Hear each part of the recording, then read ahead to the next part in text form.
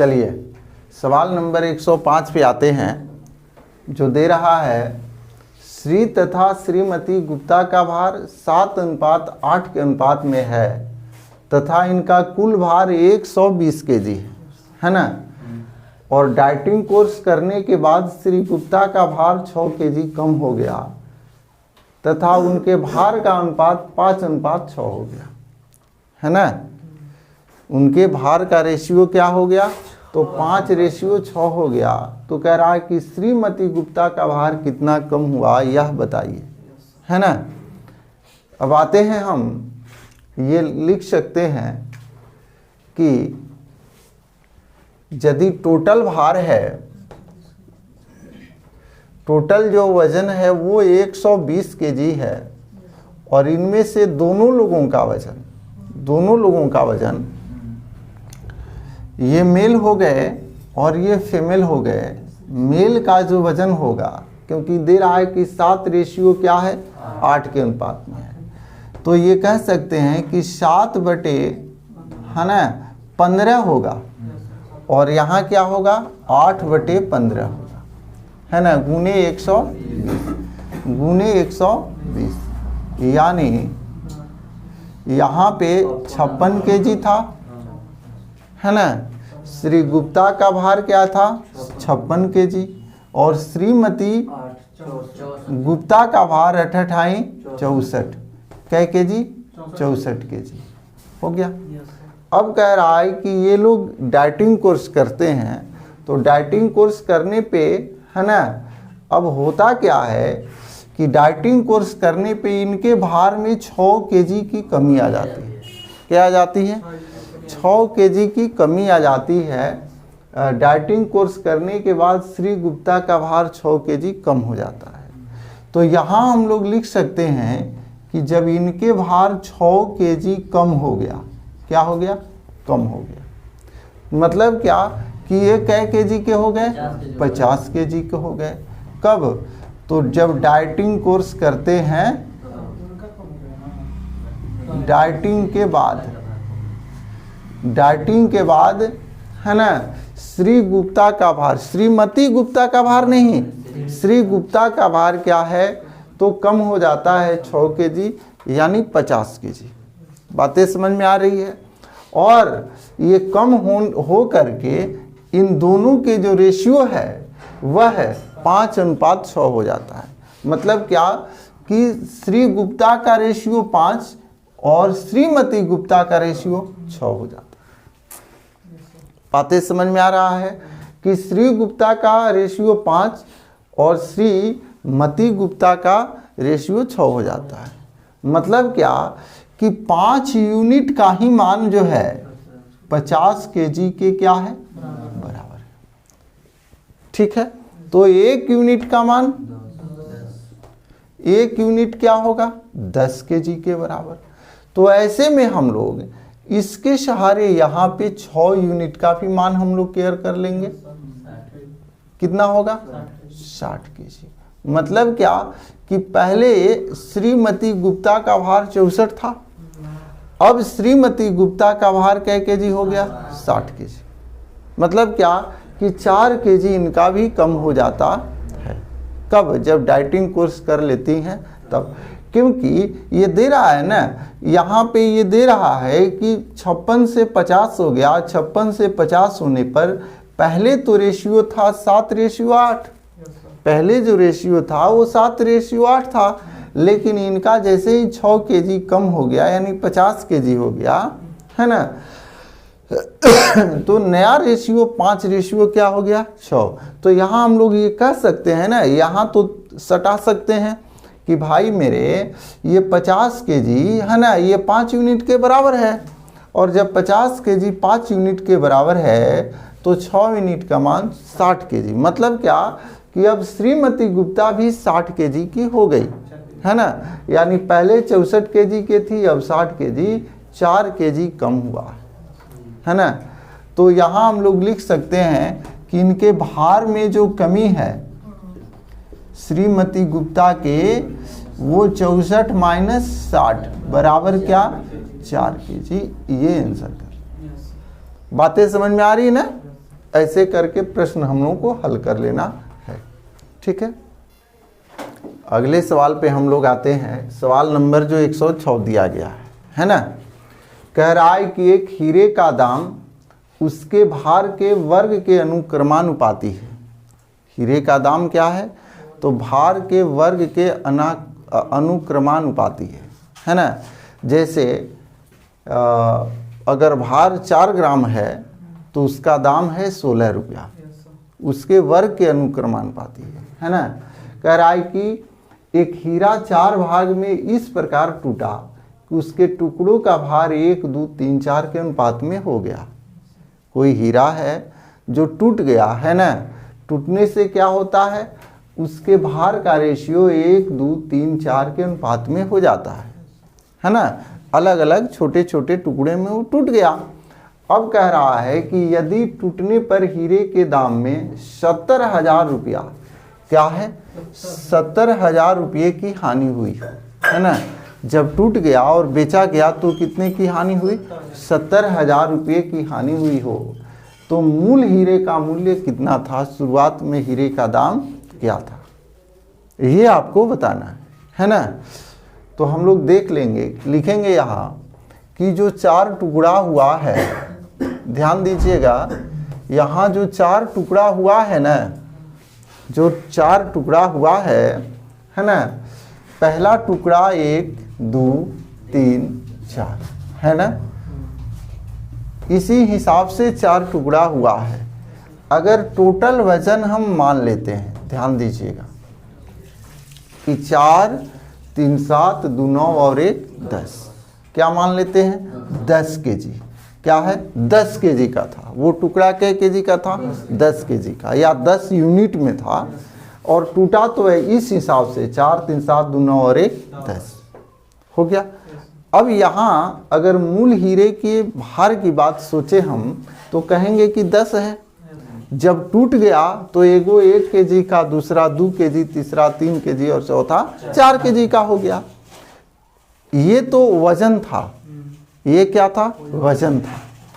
ये वजन था, मान लेते हैं, क्योंकि ये पता नहीं है कै केजी, क्योंकि ये तो रेशियो है ना। इसलिए यहाँ अगर x करते हैं तो ये 2x होगा, ये 3x होगा, ये 4x होगा, ये 10x होगा। ये क्या था? तो वजन था। वजन था चारों टुकड़े का और टोटल। ठीक है, लेकिन मूल्य की बात अगर सोची जाए, इसके दाम की बात सोची जाए तो फर्स्ट वाले का दाम x², सेकंड वाले का दाम 4x², थर्ड वाले का दाम 9x² और 16x², और इसका दाम क्या होगा? 100x²। क्या होगा? 100x²। बातें समझ में आ रही है? अब कह रहा है कि घाटा गया है कब? जब टूटे हुए टुकड़े को बेचे हैं तब। इसके अपेक्षा ये वाला तो 100x² में बेच देते। टूटा हुआ अगर नहीं रहता तो 100x² में बेचे होते हम, लेकिन टूट गया तो इतना में बेचे हैं। कितना में बेचे हैं? तो 16, 9, 25, 16 और 9, 25, 25, 4, 29 और 29, 1, 30। मतलब क्या कि 30x² में ही बेचना पड़ा। अगर ये टूटा नहीं होता तो 100x² में हम बेचते। मतलब क्या कि बेचने में घाटा गया है। कितना का? 70x² का। और ये घाटा कह रहा है कि 70,000 रुपया घटा गया है। कितना घटा गया है? 70,000 का घटा गया। ये भी बात समझ में आ रही है ना कि यहाँ 70,000 का घटा गया है और यहाँ 70x² का घटा गया है। शॉर्ट बातें ये आपको समझना है, ऊपर से बातें समझ में आती जा रही है ना। यहाँ पे अगर हम कटा लेते हैं, ये वाला आपका 0 कैंसिल हो गया, ये 7 एक बार में 1000, x बराबर आपका क्या? यहाँ पे ध्यान देंगे, क्वेश्चन में 7,000 हम लोग रखेंगे। ठीक है, क्या रखेंगे? 7,000 रखेंगे। समझ लीजिएगा, यहाँ क्या रखेंगे? 7,000। तो ये आपका एक जीरो कैंसिल, ये 100 बार में कट गया पूरा, 7 भी कैंसिल है ना, तो 100 बार में पूरा के पूरा कट गया, यानी x स्क्वायर बराबर क्या 100, तो x बराबर क्या 10। बातें समझ में आ रही है। अब यहाँ पे हम लोग x का वैल्यू 10 आ गया, तो कह रहा है कि मूल हीरे का दाम कितना है ना। तो मूल हीरे का जो मूल्य होगा, मूल जो हीरा है ना, उसका जो मूल्य होगा वह 100x स्क्वायर है। कितना है 100x स्क्वायर, कितना है 100x स्क्वायर, ये मूल हीरे का, क्योंकि उस समय टूटा नहीं था। तो 100 गुने 10 गुने क्या 10। बात समझ में आ रहा है ना, क्योंकि x का वैल्यू क्या है 10 है, तो 1 और 4 गो 0, कितना होगा 10 से 4। ऐसे करके प्रश्नों को हम लोग हल कर लेंगे। बातें समझ में आ रही है ना। अगर यहाँ हम लोग 7000 रख रहे हैं तब, ठीक है। अगला सवाल हम लोग आते हैं, है ना, सवाल नंबर 107। ध्यान दीजिए, कह रहा है कि एक बोतल में मदिरा और पानी जो है ना, एक बोतल है जिसमें मदिरा तथा पानी का अनुपात 3:1 था। मतलब क्या कि 3 हिस्सा दारू था तो 1 हिस्सा केवल पानी था, है ना। अब कह रहा है कि उसमें से कितना भाग निकाल कर और उतना ही उसमें पानी डाल दिया जाए।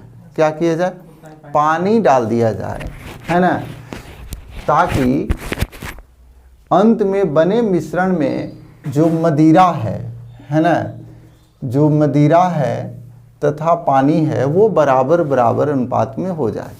जो मदिरा और पानी है वो क्या हो, बराबर के रेशियो में हो जाए। समझ में बात आ रही है ना। ऐसा हो सकता है ना, जैसे दारू पीने वाले लोग पहले से जो भी उसका रेशियो हो, लेकिन करते क्या है, चोरी चुपके दारू उसमें से निकाल के पी जाएंगे, उतना ही पानी डाल देंगे। जितना दारू निकाले उतना ही उसमें पानी डाल दिए, तो धीरे धीरे क्या होगा, ऐसा भी समय हो सकता है कि आधा दारू हो जाएगा और आधा पानी, और कभी ऐसा भी हो सकता है कि पूरे के पूरे पानी ही हो जाए, बहुत हल्का जो है उसमें दारू हो जाए, है ना। जैसे दूध वाले लोग भी करता है। बात समझ में आ रहा है ना। तो कह रहा है कि उसमें पहले जो था वो 3:1 का रेशियो था। जो मदिरा और पानी था वो कैसे था, तो 3:1 के रेशियो में था। मदिरा, है ना, और ये पानी। कह रहा है कि 3:1, मतलब 3/1 था। ध्यान दीजिएगा, अगर हम लोग यहाँ ये समझना है कि अगर हम लोग उस मिश्रण से 1 लीटर मिश्रण निकाल रहे हैं, तो जो भी मिश्रण हम निकालेंगे, क्या जो भी निकालेंगे, उसमें से मिश्रण जब निकलेगा तो जिस रेशियो में वो मिला हुआ है उसी रेशियो में निकलेगा। जैसे हम 4 लीटर निकाल रहे हैं, तो 4 लीटर में निश्चित है कि 3 लीटर उसमें मदिरा होगा और 1 लीटर पानी होगा। अगर 8 लीटर निकालेंगे हम, ध्यान दीजिएगा कि अगर 8 लीटर निकालेंगे तो 6 लीटर आपका मदिरा होगा और 2 लीटर पानी, क्योंकि रेशियो में वो मिला हुआ है कि नहीं। तो यहाँ अगर हम निकाल रहे हैं 3 लीटर से 3x, है ना, तो 1 लीटर से भी x निकलेगा। ये यूनिट में भी है कि 3 से अगर 3x यूनिट हमने 3x निकाला तो यहाँ से भी x निकलेगा, उसके साथ बटुरा के आएगा, नहीं आएगा। ऐसा थोड़े है कि मिश्रण से हम निकालने जा रहे हैं दारू तो दारुए आएगा, वो तो मिश्रण है ना, उसके साथ पानी भी आएगा। आएगा कि नहीं आएगा। अब रही बात कि कह रहा है कि इसके बदले में जितना आप निकाल रहे हैं ना, उतना ही आप पानी डाल दे रहे हैं। मतलब क्या, निकाले हैं हम 3x और +x, उतना हमने नीचे पानी डाल दिया। अब नीचे पानी क्या होगा, बढ़ गया, क्योंकि निकालने के वक्त वो तो ऊपर से भी निकला नीचे से भी निकला, लेकिन कह रहा है कि अब क्या हो रहा है कि उसमें अब उसके एवज में पानी ही डाला जा रहा है। समझ में बात आ रही है कि हमने 4x तो निकाला और 4x फिर डाल दिया। 4x निकला तो मिश्रण निकला, दोनों निकला, लेकिन 4x डाला तो केवल, इसलिए हमारा पानी बढ़ा। और कर रहा है कि ये करने से दोनों रेशियो 1/1 हो जाता है भाई। पानी भी 1 यूनिट हो जाता है, मदिरा भी 1 यूनिट हो जाता है, दोनों बराबर बराबर हो जाता है। कब ये घटना होती है तब। समझ में बातें आ रही है। अब इसको क्रॉस अगर हम गुना करते हैं तो 3 - 3x बराबर यहाँ 1, इसके बाद 4x से x घटेगा तो 3x, यही ना होगा। 4x से x घटेगा,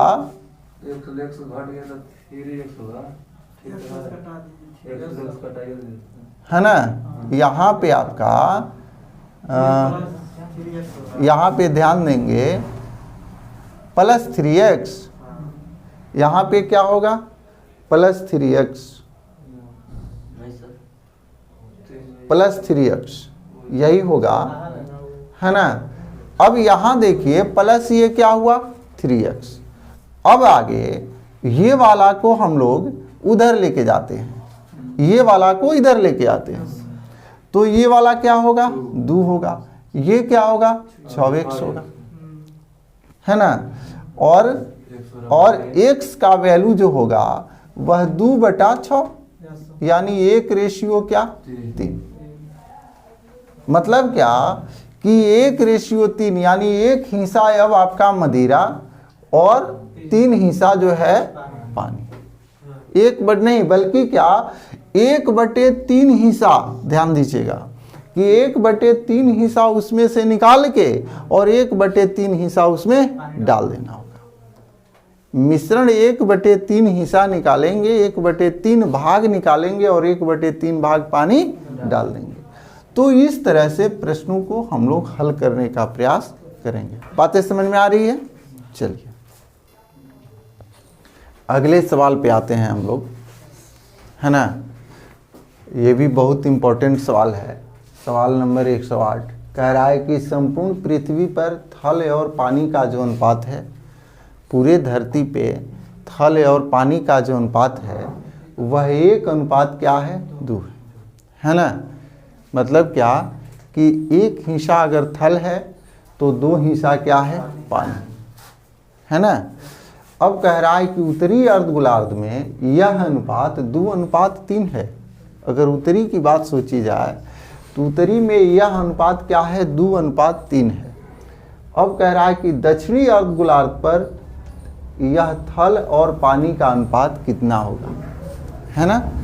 सबसे पहले हम लोग एक डायग्राम के सहारे इसे हल करने का प्रयास करते हैं। कैसे? अगर ये पूरी धरती हो गई आपका, है ना, इस धरती में अर्धगोलार्ध का मतलब क्या आधा, गोला के आधा, ठीक है। कह रहा है कि पहले आधा और दूसरे आधा, है कि नहीं। चूंकि ये जो दे रहा है कह रहा है कि पूरा के पूरा, अगर टोटल की बात सोची जाए, ध्यान दीजिएगा कि टोटल अगर देखा जाए तो जो थल है और जो पानी है उसका रेशियो 1 क्या है 2, है कि नहीं।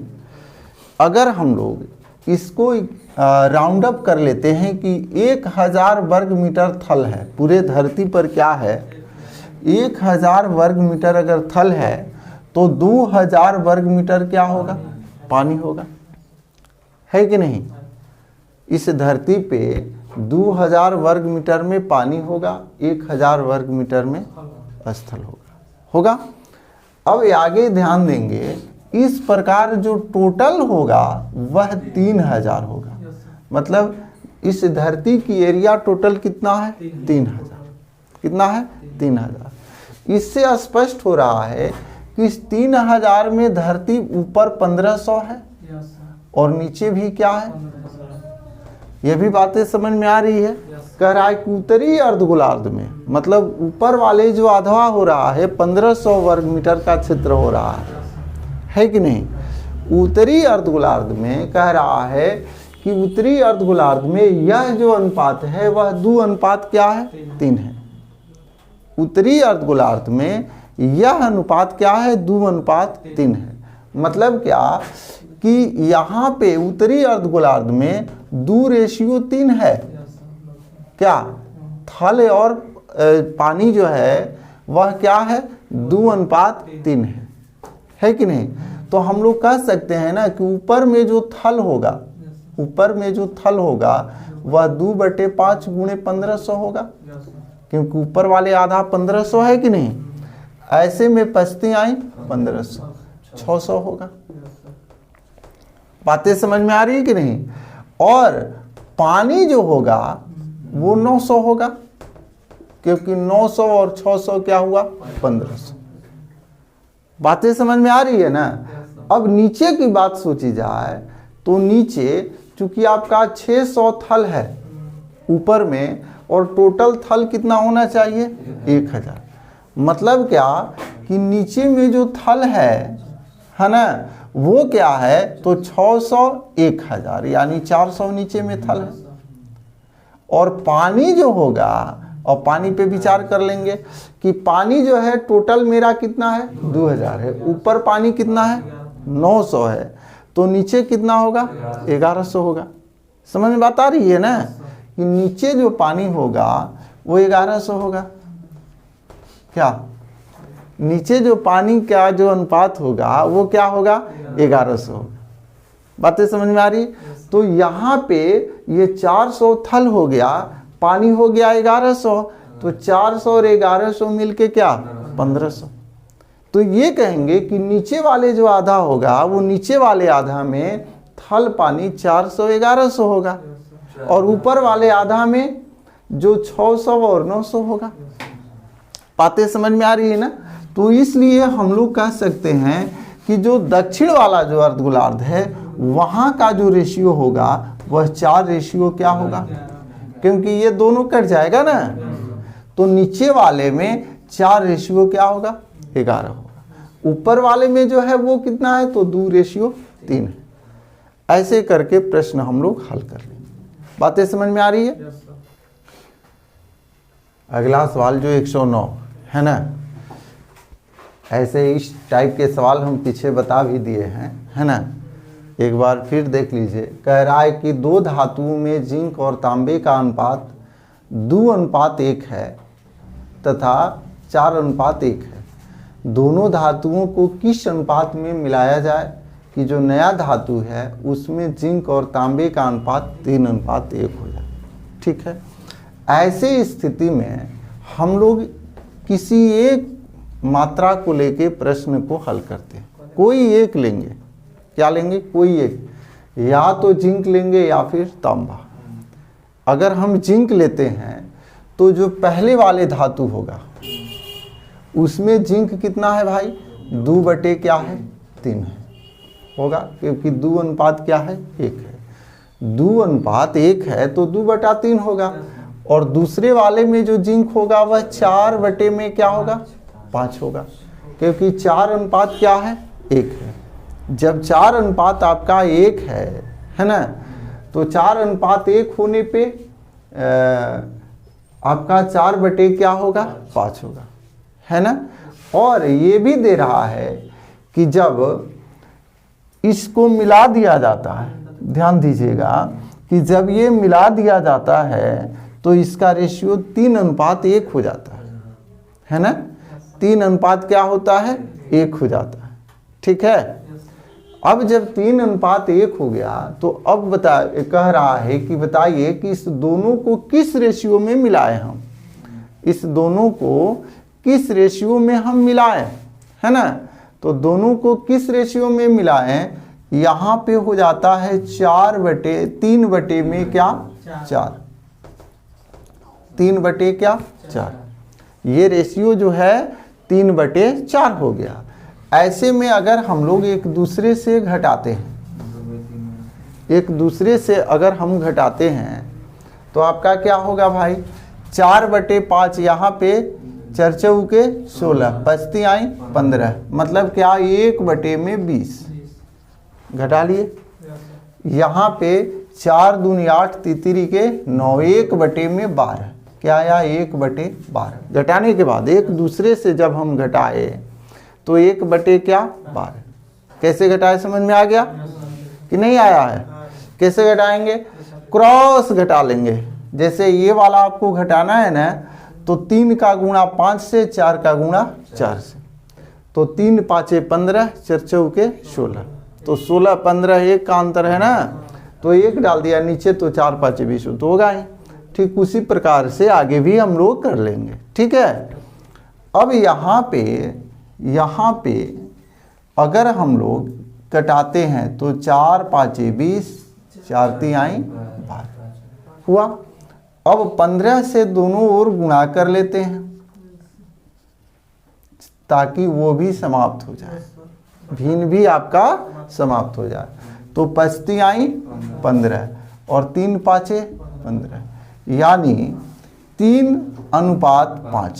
पहले वाले मिश्रण को 3 हिस्सा लेंगे, दूसरे वाले से 5 हिस्सा, तब जाके आपका नया जो रेशियो होगा वो 3:1 में होगा। समझ में आ रहा है ना?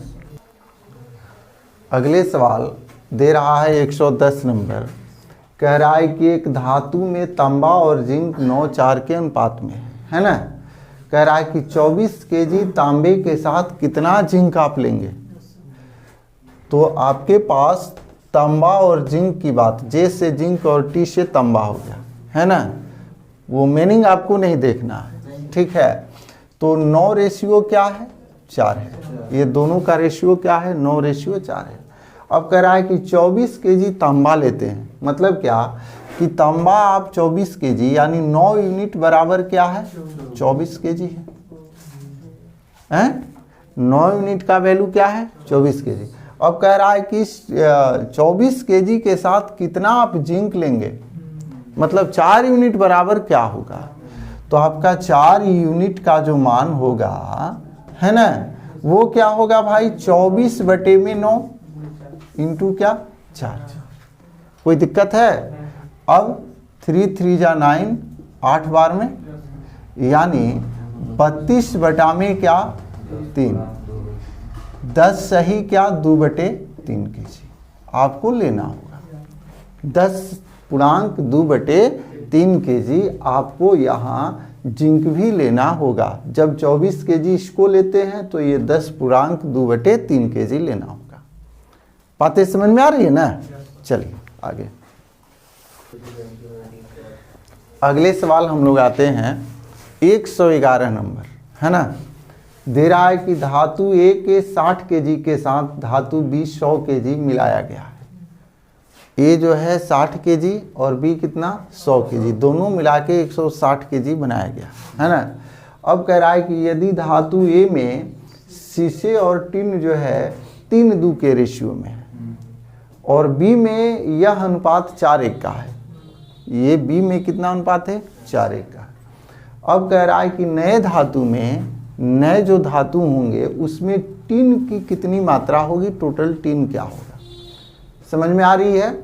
सबसे पहले A आपका 60 केजी है, A कितना है 60 केजी है। B आपका कै केजी है 100 केजी है, B आपका 100 केजी है। और इस 60 केजी में जो रेशियो है A का वह क्या है, तो 3:2 है। 3 क्या है 2 है। ये जो रेशियो दिया गया है वह 3:2 में है और यहाँ जो रेशियो दिया गया है वो 4:1 में। बातें समझ में आ रही है ना? किसका? तो आपका शीशा और टिन का। तो ये कहेंगे कि इसमें जो शीशा होगा और टिन होगा और इसमें जो शीशा होगा और टिन होगा। हमें पूछा जा रहा है कि नई धातु में टिन कितना है, तो यहाँ केवल टिन की बात अगर सोचे तो 2/5 गुणे 60। यहाँ टिन की बात सोचे तो 1/5 गुणे 100, मतलब 20 केजी इसमें होगा और 12 5 60, 12 दूनी 24 केजी यहाँ होगा, यानी 24 केजी और प्लस 20 केजी, मतलब क्या 44 केजी। यानी जो टोटल टिन है ना, वो आपका क्या होगा टीम, तो 44 kg के बराबर। ठीक है, नेक्स्ट 112 नंबर सवाल है ना। 112 नंबर में जो दे रहा है, कह रहा है कि एक महाविद्यालय में कला, वाणिज्य और विज्ञान में अध्ययन करने वाले छात्रों की संख्या का अनुपात जो है ना, वो क्या है, तो 3, 5 और 8 है। अब कह रहा है कि यदि इन विभागों में छात्रों की संख्या में क्रमशः 20, 40 और 50% की वृद्धि हो गई है ना, तो कह रहा है कि वृद्धि हुई हो, तो अब इन विभागों में छात्रों की संख्या का रेशियो क्या होगा जब वृद्धि हो गया तब। तो कह रहा है कि कला, वाणिज्य और विज्ञान मतलब क्या है ना, यहाँ पे आर्ट वाले हो गए, कॉमर्स वाले हो गए है ना, और साइंस वाले हो गए। अब कह रहा है कि इनके जो रेशियो है वह 3, 5, 8 का है। क्या था, 3, 5 और 8 का। लेकिन नया में हो क्या रहा है, कह रहा है कि नए में जो है वो बढ़ोतरी हो रहा है, नए में बढ़ोतरी हो रहा है 20% का, यहाँ पे 40% का, और यहाँ पे 25% का बढ़ोतरी हो रहा है, वृद्धि हो रहा है ना। अगर हम लोग एक राउंड फिगर का वैल्यू मान लेते हैं कि ये वाला 300 है तो ये 500 होगा और ये 800 होगा, है ना, यही होगा ना। अब कह रहा है कि इसमें बढ़ोतरी जब होती है, नए में बढ़ोतरी होती है, ये 1600 हो जाता है ना। अब यहाँ देखते हैं कि 20% यदि बढ़ता है ना, जो संख्या है वो हो गई, या रेशियो भी हम लोग इसको कह सकते हैं कि 300 से 20% बढ़ा तो 360 हो गया। बातें समझ में आ रही है, 300 क्या हो गया, 60 हो गया। अब ये 500 में 40% की वृद्धि होती है ना, तो कितना हो जाएगा, 700 हो गया, क्योंकि 40 5 200, कितना, 40 5 200, यानी कितना बढ़ के हो गया, 700। ये 25% की वृद्धि होती है ना, 25% की वृद्धि होती है, यानी 1000 हो जाता है। कितना हो जाता है, 1000 हो जाता है। बढ़ के ये क्या हो जाता है, 1000 हो गया, ये 700 हो गया, ये 360। समझ में आ रही है ना। अब कह रहा है कि तो अब इन विभागों में छात्रों की संख्या का रेशियो क्या है, तो यही रेशियो है, इससे हमको कोई मतलब है नहीं, टोटल से तो कोई लेना देना है नहीं। तो रेशियो होगा आपका, कटा लेंगे, ये वाला ये कैंसिल हो गया। फिर आपका 18 दूनी 36, 35 दूनी 70 और 50 दूनी 100, यानी 18 रेशियो 35 रेशियो 50, ये आपका होगा। ऐसे करके प्रश्न हम लोग हल करते हैं।